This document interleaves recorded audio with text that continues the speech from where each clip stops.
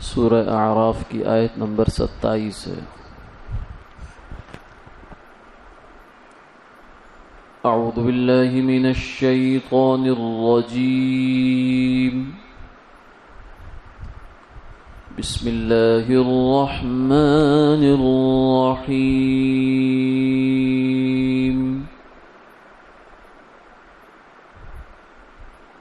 یا بنی آدم لا يفتننكم الشيطان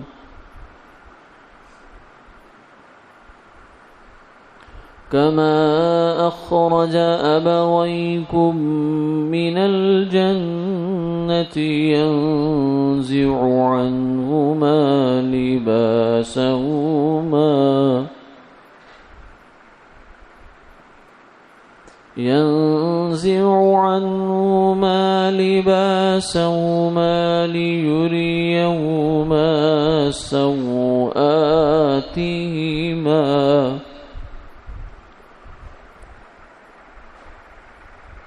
إنه يراكم هو وقبيله من حيث لا ترونهم إنا جعلنا الشياطين أولياء للذين لا يؤمنون۔ صدق اللہ العظیم۔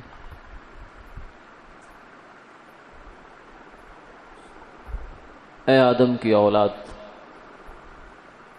تمہیں شیطان بہکا نہ دے جیسا کہ اس نے تمہارے ماں باپ کو جنت سے نکال دیا، ان کے کپڑے اتروائے تاکہ دکھلائے ان کو ان کی شرمگاہیں۔ وہ دیکھتا ہے تمہیں اور اس کی قوم جہاں سے تم انہیں نہیں دیکھتے۔ ہم نے شیطان کو ان لوگوں کا دوست بنایا ہے جو ایمان نہیں لاتے۔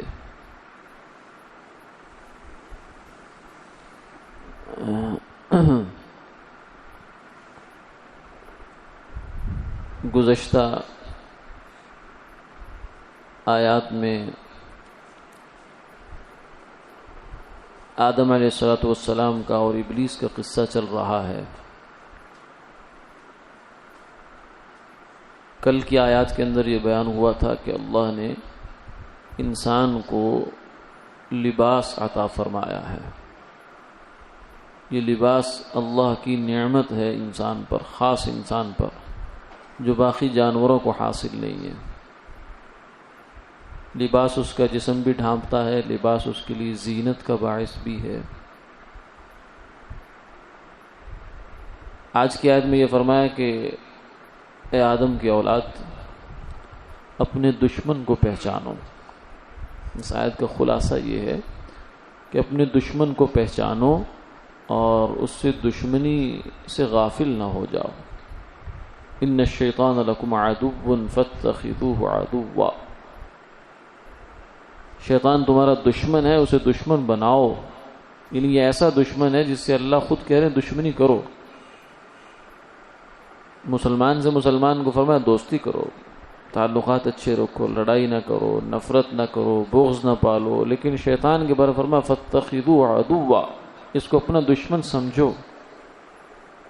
اس میں کوئی گنجائش والی بات نہیں ہے۔ ان الشیطان لکم عدو مبین، شیطان تمہارے لیے کھلا ہوا دشمن ہے، کوئی شک شبے کی بات ہی نہیں ہے۔ آج کی آیت جو ہے اس کے اندر اس دشمن کی دو جو خصوصیات کہہ لیجئے یا دو وجوہات ہیں وہ بیان فرمائی۔ پہلی تو یہ ہے کہ اس کا تمہارے ساتھ ایک دشمنی بہت پرانی ہے، تمہارے ماں باپ کے ساتھ اس نے دشمنی کی تھی۔ پھر اللہ تعالیٰ نے اس دشمنی میں جو خاص بات ذکر فرمائی ہے وہ ہے کہ ان کا لباس اتروایا اس نے، ان کو بے عزت کیا۔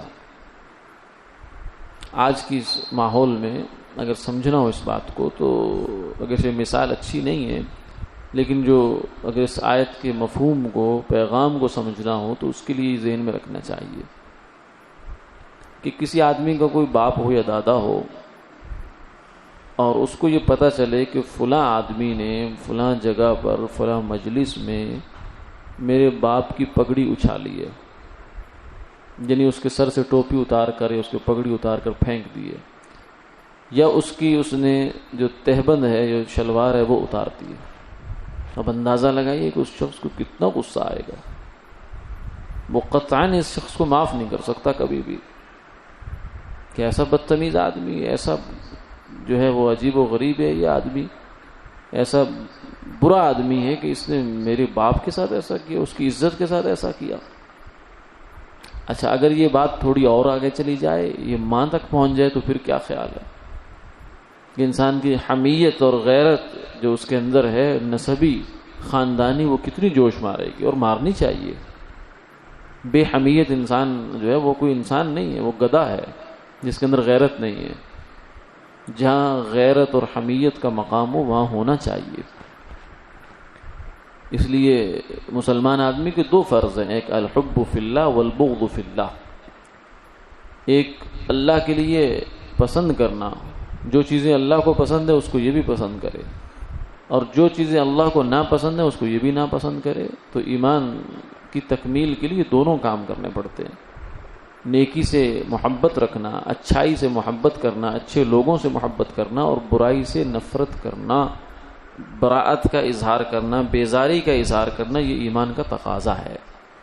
تو حمیت جس انسان کے اندر ہوگی وہ یہ قطعاً گوارا نہیں کر سکتا کہ کسی نے میری ماں پر اگر ہاتھ ڈالا ہے تو میں اس کے ساتھ دوستی گانٹتا پھروں، کہیں گے اس سے بڑا بے غیرت انسان کوئی نہیں دنیا میں۔ تو یہ اس طریقے سے اللہ تعالیٰ ہمیں بتا رہے ہیں کہ دیکھو اے آدم کی اولاد، یہ جو شیطان ہے، ابلیس ہے، اس کی ذریت، اس کے ساتھ جو جنات ہیں، من الجنۃ والناس، قل اعوذ برب الناس ملک الناس الہ الناس من شر الوسواس الخناس الذی یوسوس فی صدور الناس من الجنۃ والناس۔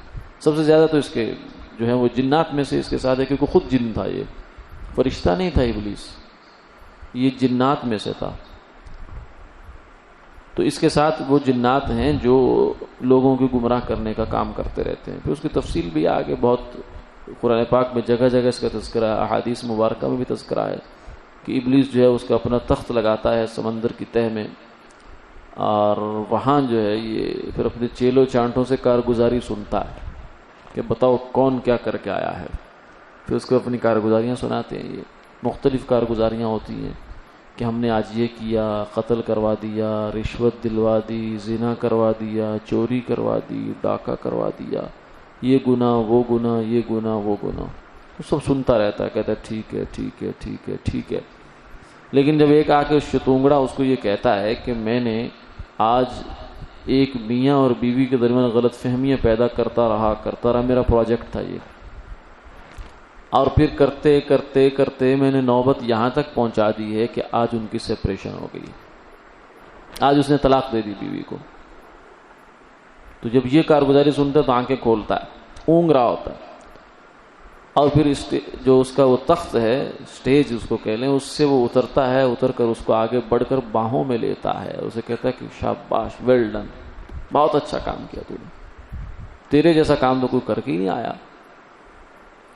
تو یہ اس کی سلسلہ چلتا رہتا ہے، اور فرمایا کہ یہ تمہارا دشمن ہے، اس کے ساتھ دشمنی پہچانو۔ ایک تو تمہارا نقصان تو کرتے ہی کرتا ہے، دوسرا تو تھوڑا سا ماضی میں جھانک کے دیکھو تو تمہارے ماں باپ کے ساتھ کیا کر چکا ہے۔ جنت کا لباس ان پر، ان کو اس نے بے عزت کیا، ان کو ذلیل کیا، ان کو ننگا کیا اس نے، تو تم اتنے بے حمیت ہو کہ تم اس کے ساتھ دوستی گانٹتے ہو۔ اس لیے فرمایا کہ اے آدم کی اولاد، لا یفتننکم الشیطان، یہ شیطان تمہیں بہکا نہ دے جیسا کہ تمہارے ماں باپ کے ساتھ اس نے کیا، ایسا ہے۔ اور فرمایا ینزع عنہما لباسہما لیریہما سوآتہما، ان کے جسم اس نے، ان کی عزت اتاری، اس نے عزت ختم کی، ان کی عزت پر ہاتھ ڈالا ایک طرح سے۔ آگے فرمایا کہ دوسرا جو اس کی خصوصیت ہے شیطان کی، وہ یہ ہے کہ یہ نادیدہ دشمن ہے، نظر نہ آنے والا، انویزیبل، نادیدہ ہے۔ اور جو دشمن نظر آتا ہے وہ بھی خطرناک تو ہوتا ہے، دشمن تو دشمن ہی ہے، دشمن کو کبھی حقیر نہیں جاننا چاہیے۔ اس کی طاقت کا کبھی غلط اندازہ نہیں لگانا چاہیے، دھوکے میں نہیں رہنا چاہیے، خوش فہمی میں نہیں رہنا چاہیے. لیکن جو دشمن نظر نہ آئے وہ اور زیادہ خطرناک ہوتا ہے. پتہ نہیں وار کہاں سے کر جائے، دائیں سے کر جائے، بائیں سے کر جائے، اوپر سے، نیچے سے، کیونکہ اس نے کہہ دیا تھا اللہ تعالیٰ سے لَآتِيَنَّهُم مِّن بَيْنِ أَيْدِيهِمْ وَمِنْ خَلْفِهِمْ وَعَنْ أَيْمَانِهِمْ وَعَنْ شَمَائِلِهِمْ، کہ میں ان کے پاس آؤں گا آگے سے، پیچھے سے، دائیں سے، بائیں سے. اور یہ تو 4 جہتیں تو قرآن پاک میں بیان ہوئی. حدیث پاک میں آتا ہے کہ ان الشیطان یجری من الانسان مجرى الدم، شیطان انسان کے اندر خون کی جگہ پر دوڑتا ہے. جیسے خون دوڑتا ہے پورے جسم کے اندر، چلتا پھرتا ہے خون، حرکت کرتا ہے، شیطان بھی ایسے چل رہا ہوتا ہے. اور یہ بھی فرمایا کہ یہ دل کے اوپر اس کا فوکس ہوتا ہے، دل کے اندر یہ اپنے زہر ڈالتا رہتا ہے، گناہوں کے اثرات، وساوس، یہ وہ فلاں فلاں ساری چیزیں ڈال دیتا ہے. تو یہ اس کا طریقہ واردات ہے، نظر نہیں آتا. تو جب جو دشمن نظر نہ آئے اس سے اور زیادہ بچنے کی، احتیاط کرنے کی اور محتاط ہو جانے کی ضرورت ہوتی ہے، بنسبت اس کے کہ آدمی غافل ہو جائے. نہیں، غافل نہیں ہونا، دشمنی اس کی پکی ہے. پھر دوسرا یہ کہ اس کو ایک خصوصیت یہ بھی حاصل ہے کہ وہ نظر نہیں آئے گا تمہیں. پھر تیسرا یہ ہے کہ وہ نظر نہ آنے کے 2 مطلب ہے. ایک تو یہ کہ وہ جن ہے، جنات تو نظر نہیں آتے. عام اصول کی بات یہ ہے کہ وہ انسانوں کو نظر نہیں آتے. ہاں کبھی کبھار آ بھی جاتے ہیں، کوئی ایسا اس میں بعید بات نہیں ہے. رسول اللہ صلی اللہ علیہ وسلم کی خدمت میں جنات حاضر ہوئے، قرآن سنا، انہوں نے اسلام قبول کیا، تعلیمات حاصل کی، جنات مسلمان ہوئے. تو اس طریقے سے لوگوں کو بھی بسا اوقات دکھائی دے دیتے ہیں، کوئی ممانعت اس قسم کی نہیں ہے. ایک عام اصول کی بات ہو رہی ہے کہ عام طور سے وہ دکھائی نہیں دیتا. تو ایک تو اس میں یہ مسئلہ ہے. اور دوسرا یہ ہے کہ شیطان کا جو طریقہ واردات ہے وہ بڑا انوکھا ہوتا ہے، کیونکہ شیطان کبھی بھی انسان کو ڈائریکٹ برائی کی دعوت نہیں دیتا، براہ راست برائی کی دعوت نہیں دے گا. مثلا یہ نہیں کہے گا تو اٹھ کے، یعنی بالکل آدمی نارمل پڑا ہوا ہے، کچھ کوئی اور بھی خیال نہیں برائی کا آیا، اٹھ کر یہ نہیں کہے گا کہ اٹھ کے جا کر زنا کر، یا اٹھ کر جا کر تو شراب پی لے، یا اٹھ کر جا کے فلاں آدمی کو قتل کر دے یا چوری کر لے. یعنی بالکل ایک عام آدمی ہے، اس کو کوئی ایسا چکر سلسلہ کچھ بھی نہیں ہے. تو براہ راست اس کو ایسا کبھی نہیں کہے گا، بلکہ اس کو مرحلہ وار، درجہ بدرجہ لے کر چلتا ہے. پہلے ایسی جگہ پہ لائے گا جو نیک ہوگی، بظاہر ٹھیک ہوگی، وہاں لائے گا. وہاں لے جانے کے بعد پھر تھوڑا اور آگے بڑھا دے گا، پھر گرے ایریا میں لے آئے گا جو بلیک اینڈ وائٹ، کچھ غلط ہے کچھ صحیح ہے، وہاں آدمی کو کھڑا کر دے گا مشتبہ جگہ پر. اس لیے حضور نے فرمایا الحلال بین والحرام بین وبینہما مشتبہات، کہ حلال واضح ہے، حرام واضح ہے، ان کے درمیان کچھ ایک ایسا ایریا بھی آتا ہے کہ جو مشتبہ ہو جاتا ہے، آدمی فیصلہ نہیں کر پاتا. یہ اگرچہ شریعت میں ہر چیز کا حکم طے ہے، لیکن بعض دفعہ عام آدمی کے لیے فیصلہ کرنا مشکل ہو جاتا ہے. فرمایا کہ جو ان شبہات کو چھوڑ دے گا وہ دین محفوظ رکھے گا اپنا. تو انہیں بارڈر کے پاس جانور لے کے جانا یا چلنا یہ خطرے کی بات ہوتی ہے، اس لیے بارڈر سے بہت دور رکھا جاتا ہے.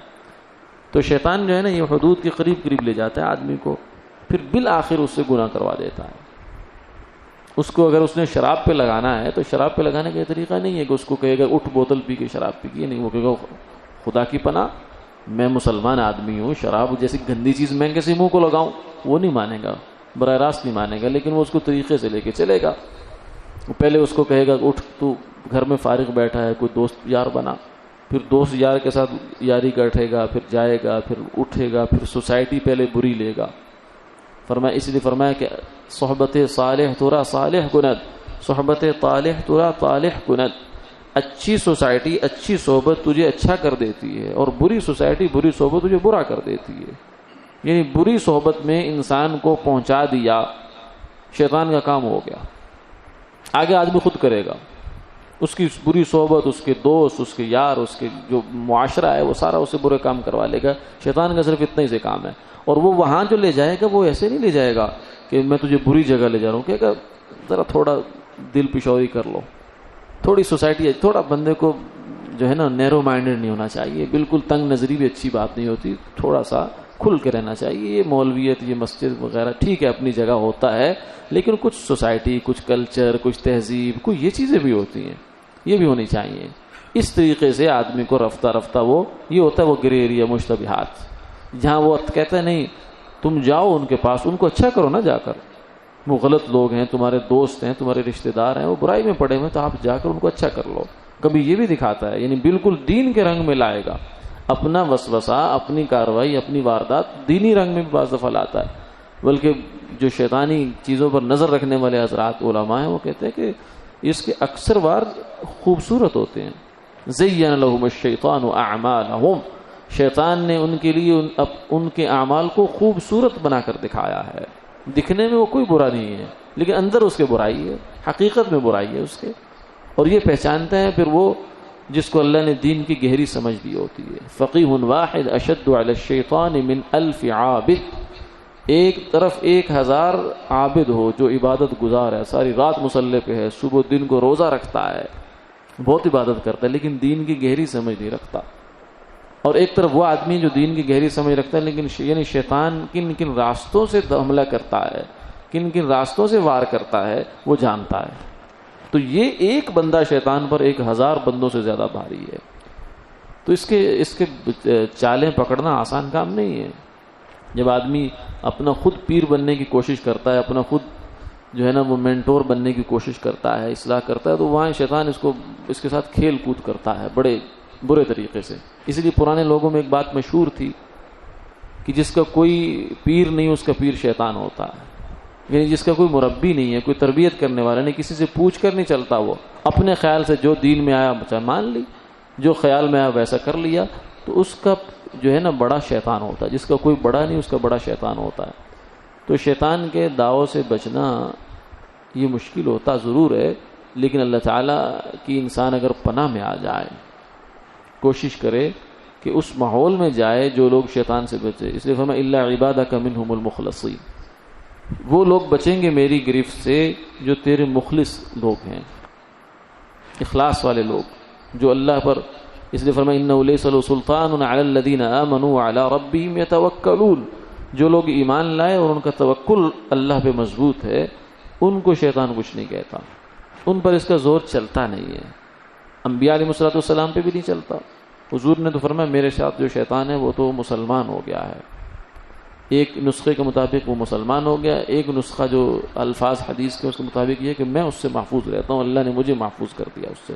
مجھے وہ لا یأمرنی الا بالخیر، وہ مجھے خیر کی بات ہی کہتا ہے، مجھے شر کی بات کی دعوت بھی نہیں دیتا وہ. لیکن عام انسانوں کے ساتھ ایسا معاملہ نہیں ہے، ان کو تو اس سے چوکنا رہنا پڑتا ہے. وہ بڑے طریقوں سے آتا ہے آدمی کے پاس. کبھی وہ انا کی اس میں آتا ہے، کبھی جناب سیلف ریسپیکٹ کی صورت میں آتا ہے، کبھی کسی صورت میں، کبھی کسی صورت میں، کبھی ہمدردی، ایثار، خیرخواہی کی صورت میں آتا ہے. علامہ ابن جوزی رحمۃ اللہ علیہ نے، ایک بزرگ پرانے گزرے، انہوں نے پوری کتاب لکھی، 500-600 صفحات کی کتاب ہے جس کا نام تلبیس ابلیس. یعنی شیطان کس کس طریقے سے انسان کو گمراہ کرتا ہے، اس میں سب طبقات زندگی کو لکھا ہے. تاجروں کے پاس اس روپ میں آتا ہے، علماء کے پاس اس روپ میں، فقہاء کے پاس اس روپ میں، صوفیاء کے پاس، زہاد کے پاس، عباد کے پاس، محدثین کے پاس، ہر جگہ اس کے اپنے اپنے رنگ اور روپ ہیں.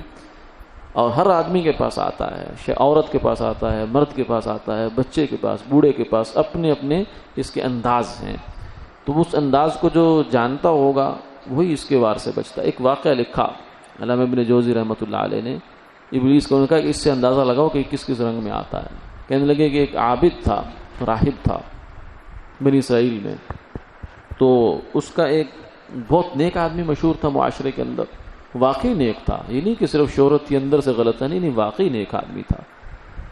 تو ایک آدمی کہیں جانے لگا، کہیں سفر پر، تو اس نے کہا کہ میری جو بیٹی ہے اس کو میں کہاں چھوڑ کے جاؤں. تو اس نے پورے جب بستی پہ نظر دوڑائی تو اسی پہ نظر جا کے ٹھہری کہ یہی آدمی ہو سکتا ہے. اس نے اس سے بات کی تو اس نے کہا لا حول ولا قوت الا باللہ، میں یہ کام نہیں کرتا. عورت النساء حبائل الشیطان، یعنی عورت ایسی چیز ہے کہ یہ شیطان کا جال ہے. یعنی اس راستے سے وہ انسان کو بڑی جلدی قابو کر لیتا ہے. یہ نہیں کہ عورت غلط ہے، نہیں، وہ اس راستے سے شیطان آتا ہے، وہ اس کے آنے کا راستہ ہے. عورت تو مسلمان ہے، آدم علیہ السلام کی اولاد ہے، حضور کی امتی ہے، اس لیے عورت غلط نہیں ہے، مطلب یہ کہ اس راستے سے اس کو ویک پوائنٹ مل جاتا ہے۔ تو اس نے لا حول پڑھا اور وہ کہتا ہے میں نہیں کرتا یہ کام۔ بہرحال پھر اس نے منت اللہ کی، سماج نے کہا تم تو نیک آدمی ہو، میں اور کہاں چھوڑ کے جاؤں اب اس کو، مجھے مجبوری ہے، جانا پڑ رہا ہے۔ تو ہاں یہ ہو سکتا ہے کہ تم ایسا کرو بابا، تم اس کو ایک گھر کے ایک کونے میں رکھ دو، اس کو تم اپنی عبادت میں لگے رہنا۔ اس نے کہا ٹھیک ہے۔ تو بہرحال وہ رہنا شروع ہو گئی۔ پھر اس کے بعد شیطان اس کے پاس آیا، راہب کے پاس۔ کچھ وقت گزر گیا، 15-20 دن، مہینہ گزر گیا۔ تو اسے آگے کہنے لگا کہ دیکھ وہ بیچاری غریب عورت ہے، اکیلی ہے، اس کو کسی نے کھانا پینا تو ضرور کر لیتی ہے وہ اپنا، لیکن کوئی اس کا پرسان حال ہی نہیں ہے، کوئی اس کا کوئی نہ دل، بیچاری مغموم ہے، پریشان ہے، بس اس سے تھوڑا سا حال احوال پوچھ لیو بس کہ کیا حال ہے بیٹا، کسی چیز کی ضرورت تو نہیں ہے، کچھ ویسی بات۔ تو پہلے تو اس نے جھٹک دیا، لیکن پھر اس نے کہا کہ دیکھو بھی بڑی بد اخلاقی ہے، شیطان نے کہا کہ یہ بڑی بد اخلاقی کی بات ہے، بڑی بد تہذیبی کی بات ہے کہ آپ ایسے کر رہے ہو۔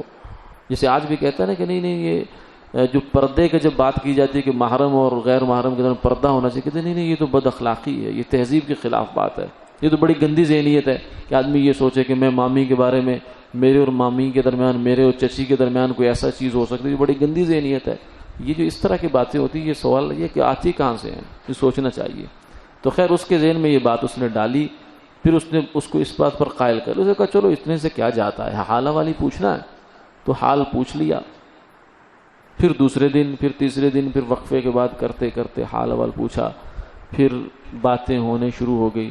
اس لیے شیطان نے یہ کہا ہے، اس نے کہا کہ دیکھو رابعہ بصری اور حسن بصری اس امت کے ٹاپ کلاس کے جو اہل تقوی، ایک عورت ایک مرد، یہ بھی اگر خلوت میں ہونا تو بس میرا کام بن جائے گا، تنہائی میں اگر یہ دونوں بھی ہوں تو میرا کام بن۔ اس لیے حضور نے فرمایا لا یخلون رجل بامرأ، کوئی آدمی کسی عورت کے ساتھ تنہائی میں نہ رہے، غیر محرم عورت کے ساتھ۔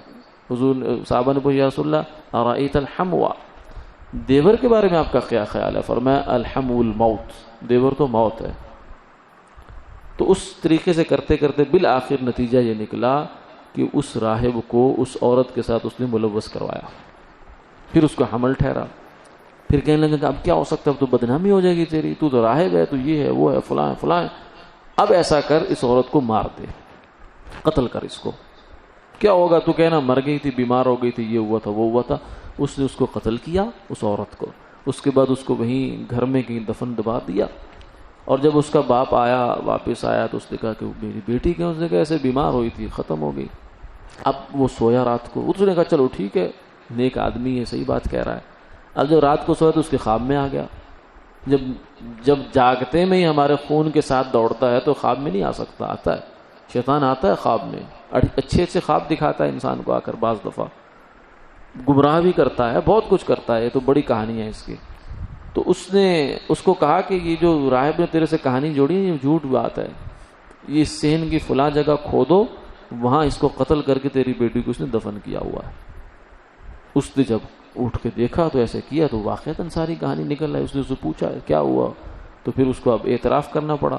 اس نے کیس لے گیا، مقدمہ لے گیا قاضی کے پاس، وہاں جا کر اس کو پھانسی کا یا سلیب کا، سولی کا جو بھی حکم ہو گیا۔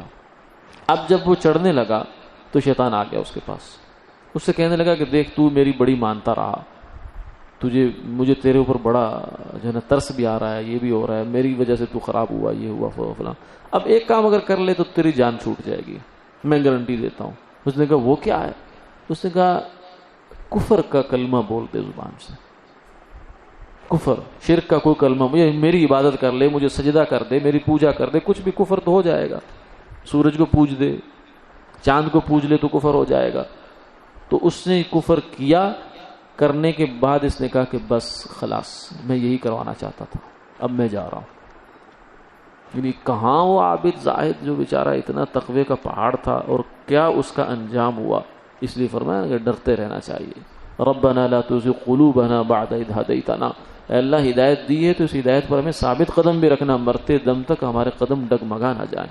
تو اس طرح کے بے شمار واقعات زندگی میں ہوتے ہیں، اس لیے انسان کو کبھی بھی اپنی اپنی عبادت پر، اپنے تقوی پر، اپنی ذات پر، اپنے علم پر، کسی چیز پر بھروسہ نہیں کرنا چاہیے، ہمیشہ اللہ کی پناہ میں آئے۔ اس لیے قرآن پاک جب شروع کرتے ہیں ہم کہتے ہیں اعوذ باللہ من الشیطان الرجیم، حالانکہ کتنا پاک کلام، پاک کام، پاک جگہ، پاک نام، لیکن شروع میں پھر شیطان کا نام، اس لیے کہ ضرورت ہے اس بات کی کہ ہم اس سے خود نہیں لڑ سکتے۔ اعوذ باللہ، اللہ ہم تیری پناہ میں آتے ہیں کہ تو ہمیں شیطان مردود کے حملوں سے محفوظ فرما۔ اور پھر دوسرا یہ ہے کہ ذکر کرنے والے انسان، ذکر کرنے والی جماعت، ذکر کرنے والا ماحول، اس کے اندر شیطان کے حملے سے کم جو ہے نا مؤثر ہوتا ہے، انسان بچ سکتا ہے۔ اللہ تعالی ہماری حفاظت فرمائے، آمین آمین یا رب العالمین۔